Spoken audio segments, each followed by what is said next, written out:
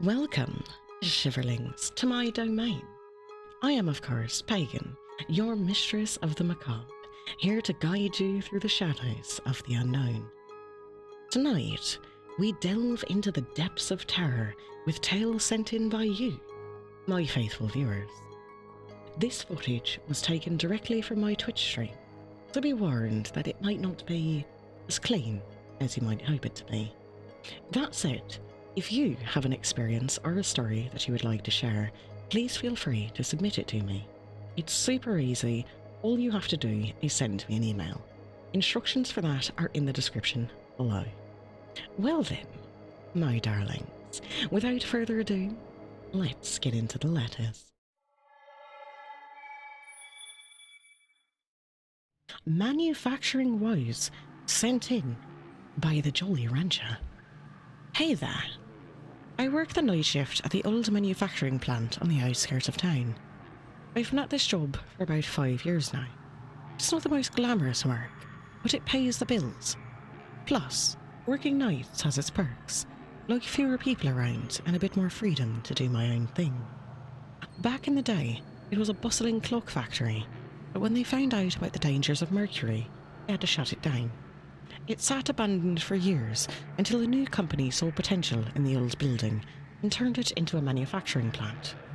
Now we make all sorts of things here, but it's still got that old, eerie feeling to it, especially at night. I just want to say, the town that I grew up in, hashtag not a rift town, but we did also have an old clock factory that also shut down for a while after, they found out mercury is bad for people and that whole, the Thrillium Girls thing where, their faces were getting eaten away. But a few years back, a company did actually come in and purchase it and turn it into a new manufacturing plant. I'm not actually sure what they manufacture there, but it is a new manufacturing plant now. So, the Jolly Rancher. Did we grow up in the same town? Are we from the same place? Do you speak with an Irish accent? Because if so, he might have grown up in the same place. Alright, anyway, back to the letter. There's just something about the factory at night that gives you the creeps. Maybe it's the way the shadows dance across the machinery, or the creaks and groans of the old building settling. Sometimes it feels like you're not alone, like there's someone watching you from the dark corners.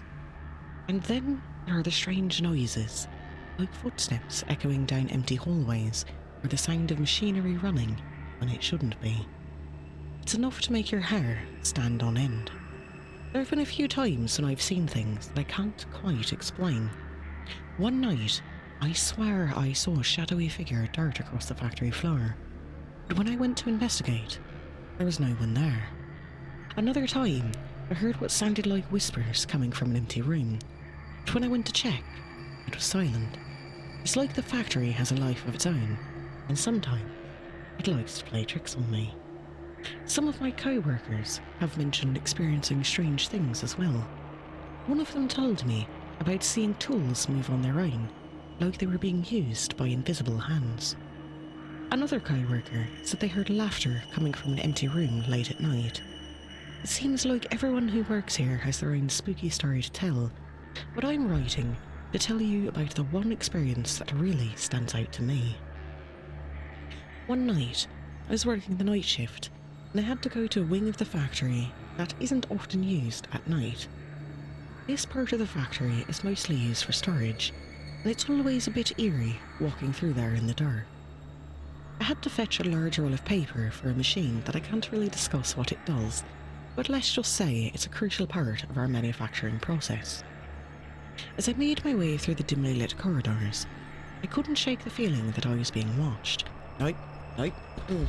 What do we always say? If you feel like you're being watched, you probably are. Get the fuck out of there. You don't need to question it. You don't need to think about it. Feeling like you're being watched, you nope. You just nope. The air felt heavy, and every little sound made me jump. When I finally reached the storage area, I quickly located the roll of paper, started making my way back. That's when I heard it. A faint, whispering voice coming from somewhere nearby. My heart started racing. I strained to listen.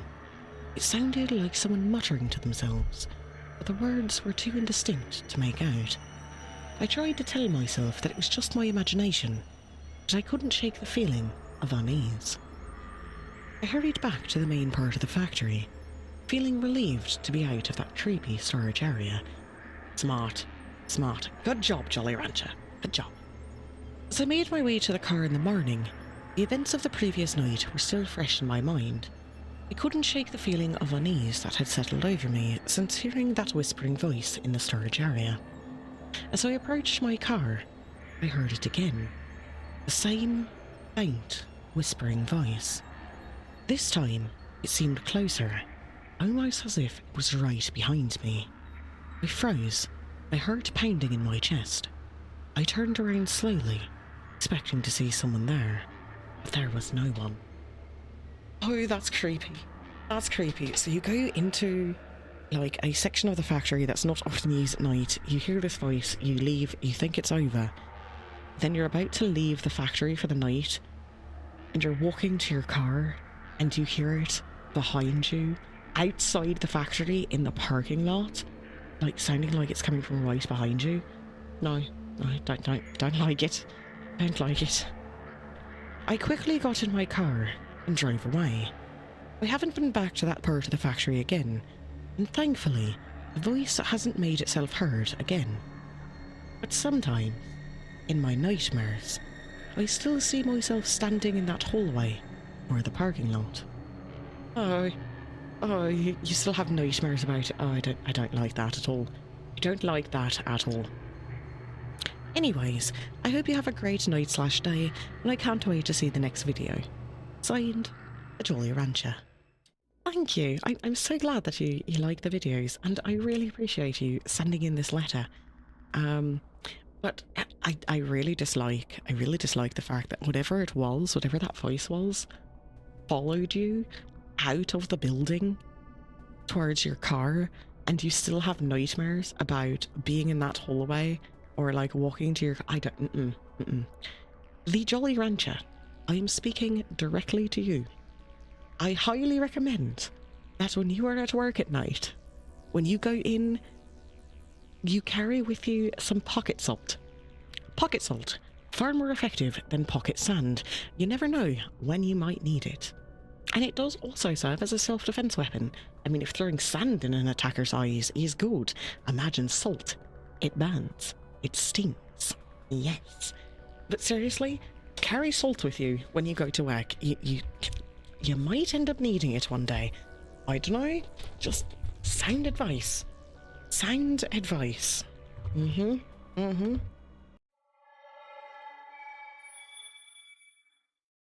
This one, I happen to know, was sent in by Scotty.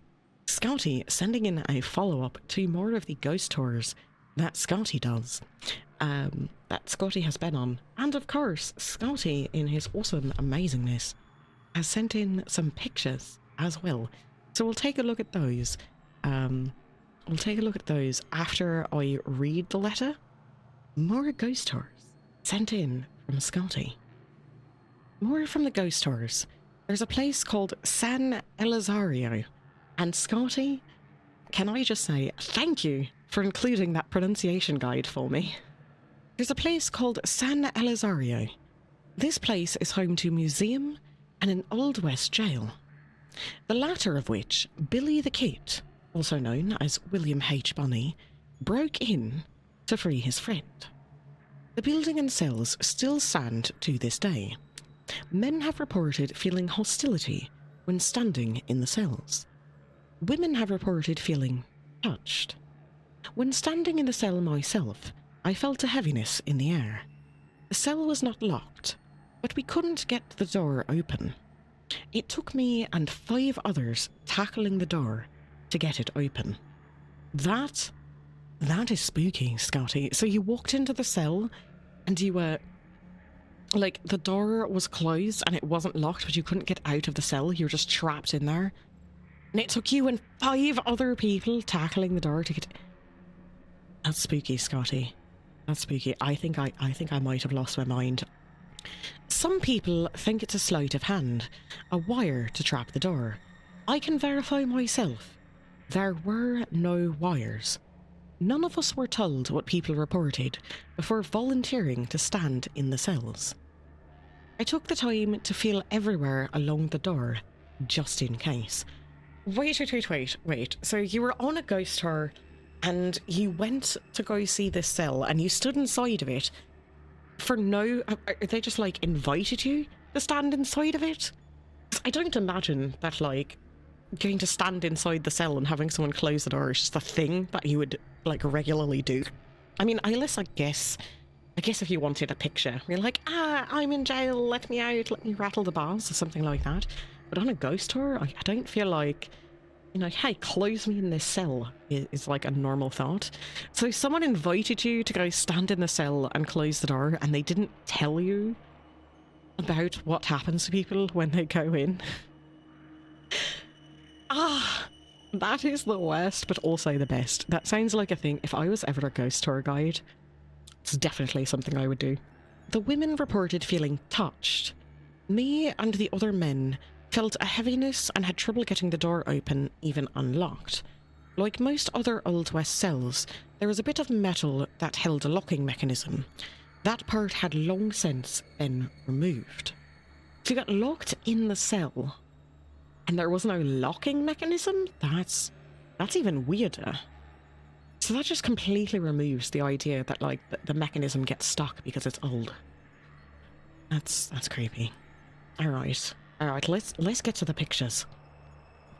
The following pictures are a mix of the cell, the external building, and a superset building that acted as a museum. The person in the picture is me, and being that Grove members have seen my face, I'm not going to censor it. The last picture is sadly the only picture I have of the cell without anyone in it. The other pictures, they have something in them. I won't lead on what's there, and let people see as they do. Alright, Scotty. Alright, let's take a look at these pictures that you sent in. Here's the first one. I mean, it's definitely creepy, this one. It's creepy, but I don't know that we particularly see anything in this one. It's definitely looking at it though, you get an eerie sort of feeling just looking at it. I don't like it. I don't like it. Alright, so that's the first image. Here is the next. Whoa! Okay. Alright. Little bit of warning on that might have been nice. Little bit of warning. If you look through the doorway, all the way through the back, it looks like there's a second doorway. If you look just to the left-hand side of the second doorway, do you guys see it? Do you guys see it, like, up there on the wall? Oh my god. Oh, I strongly dislike it. Alright, but you guys saw it, right? Dislike. Such dislike. Alright. Alright, third picture. Oh, this must be like an outside view. I don't know that I see anything in this one. Let's enhance.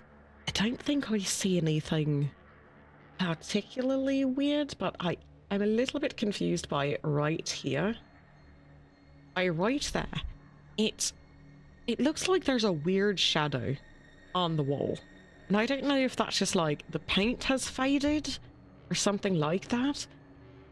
But it looks like a person. It looks like the shadow of a person. I don't know if that's just like the paint faded or what's going on there.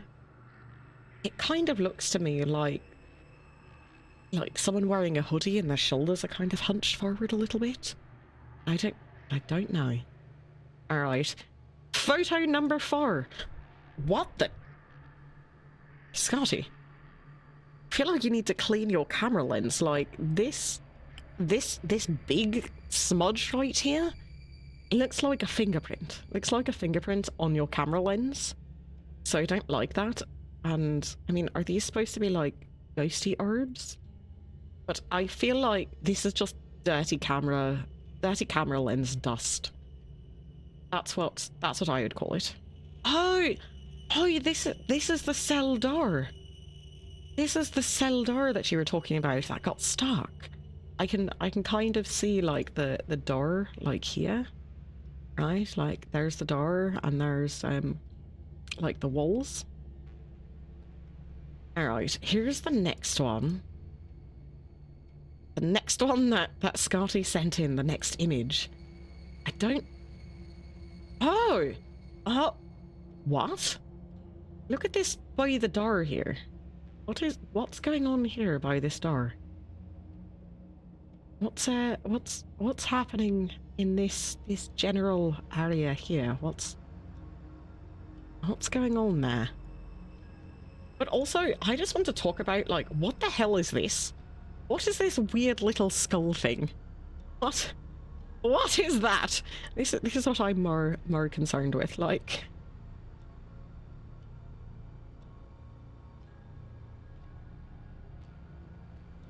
Okay, so there's one final photo, which I guess is a photo of Scotty. He did not censor his face. I was going to censor it to myself, but then I saw the line in his letter as I was skimming over it. I said he wasn't going to censor his face. He doesn't care.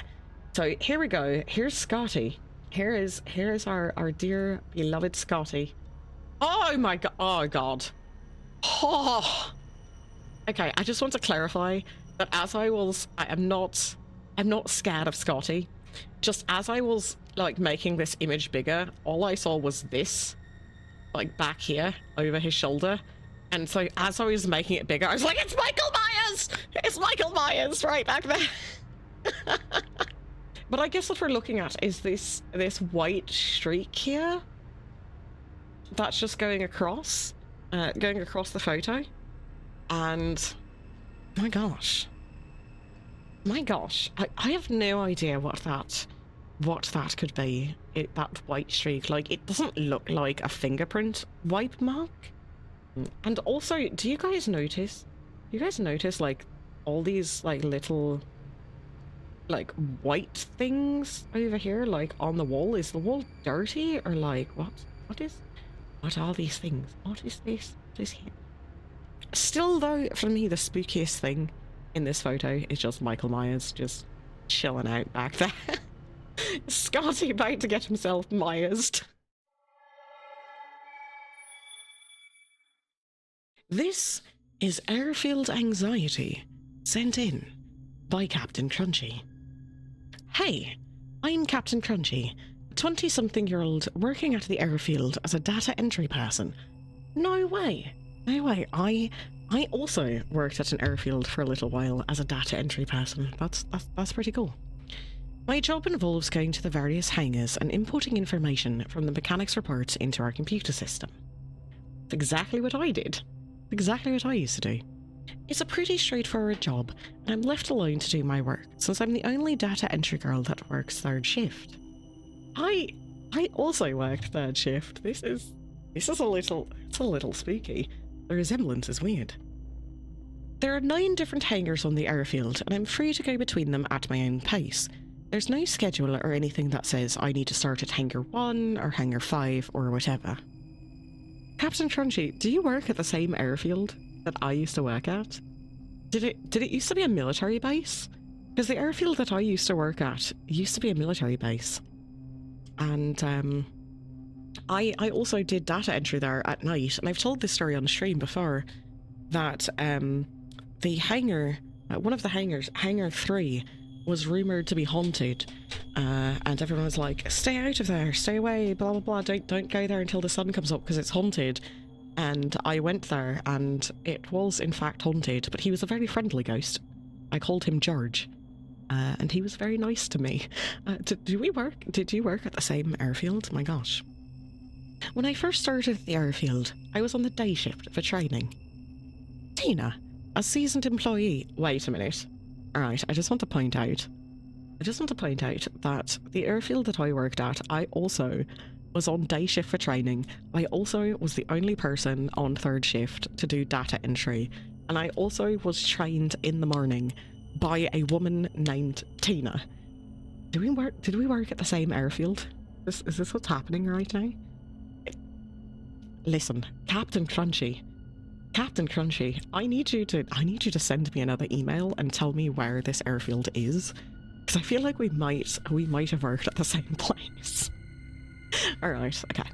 Tina, a seasoned employee, was assigned to show me the ropes and teach me how to do the job. She was really friendly and patient, which I appreciated since I was still getting the hang of things.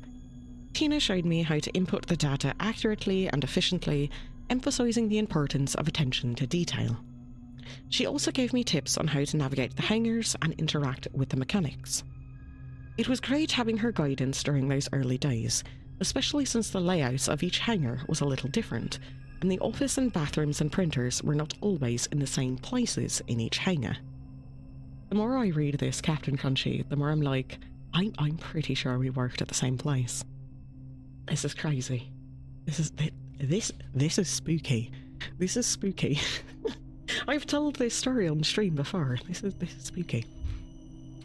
Tina was thorough in showing me around all the different hangars, except for Hangar 3.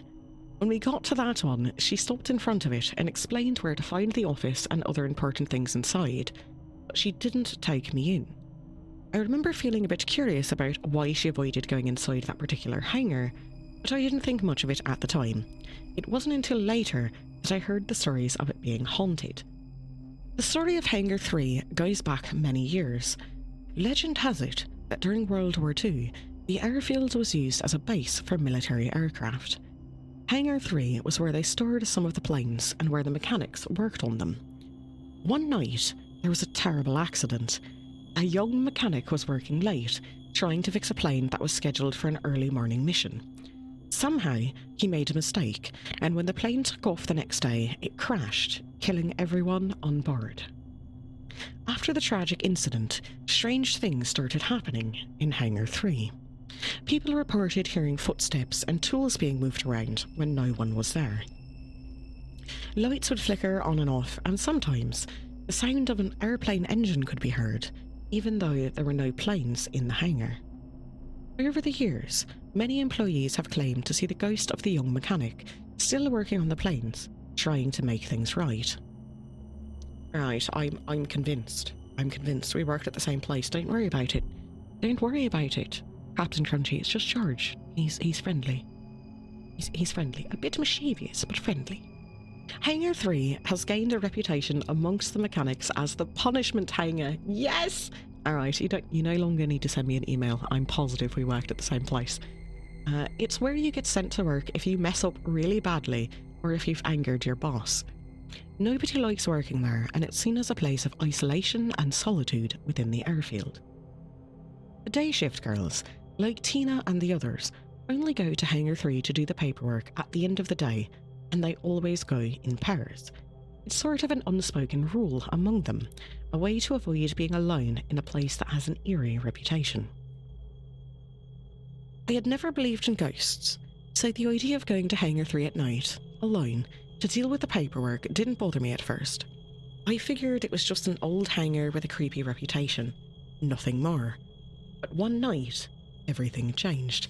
Yep. Yep. I'm gonna go out on a limb here and say you saw George. He probably tried to spook you. That's what George does. That's what George does. George tries to spook you. If you don't give him proper respect, he'll try to spook you. And if you piss him off, he will mess with you. Seriously though, George is an absolute sweetheart. All you have to do is when you walk in the hangar, just call out, "Hey George, just me. Got to do the paperwork," and he'll leave you be. He really is a nice guy. He is. I remember it vividly. It was late, and I had stayed back in Hangar 3 to finish up some paperwork. As I was entering the hangar, I felt a chill run down my spine. The air seemed heavier, and the usual sounds of the airfield were muffled. I tried to shake off the feeling and focused on the task at hand. As I was finishing up, I heard a faint sound, like footsteps, coming from the far end of the hangar. I froze, listening intently. The sound seemed to be getting closer, but I couldn't see anyone. I tried to tell myself that it was just my imagination, but then I saw it. A shadowy figure appeared at the edge of my vision, moving towards me. My heart raced as I realised there was someone else in the hangar with me. I wanted to run, but fear rooted me to the spot. The figure came closer, and in the dim light, I could make out the outline of a man wearing old-fashioned mechanic overalls. I wanted to scream, but no sound came out. The figure stopped a few feet away from me, and for a moment, we just stared at each other. Then, without warning, it vanished into thin air. I stood there, shaking, trying to make sense of what I had just seen. My disbelief in ghosts had been shattered that night, and I was left with a newfound fear of the unknown. Now, I always wait to deal with the paperwork in Hangar 3 until the end of my shift, when the sun is up and shining and there are mechanics in the hangar so I'm not alone, because the thought of going in there by myself at night terrifies me. Signed, Captain Crunchy. Spookiest part of this tale is realising that we do, in fact, have something in common, you and I, Captain Crunchy. I truly and genuinely believe that I used to work at the same airfield. Hangar 3 was haunted. I was trained in the morning by a woman named Tina, and Hangar 3 was called the punishment hangar. Like, whenever one of the mechanics got sent there, you knew he pissed off someone. No one liked it there. But given that, truly, George is a sweetheart. He just wants respect. That's it. He just wants respect. I'm telling you, if you start walking in there and you just call out into the darkness, "Hey George, it's just me. Got to do the paperwork. I hope you're having a nice day," he'll leave you alone. He'll leave you alone. He'll be really nice to you. You know, just be respectful. Just be respectful and he won't bother you. That's it. That's all he wants. Just to be acknowledged.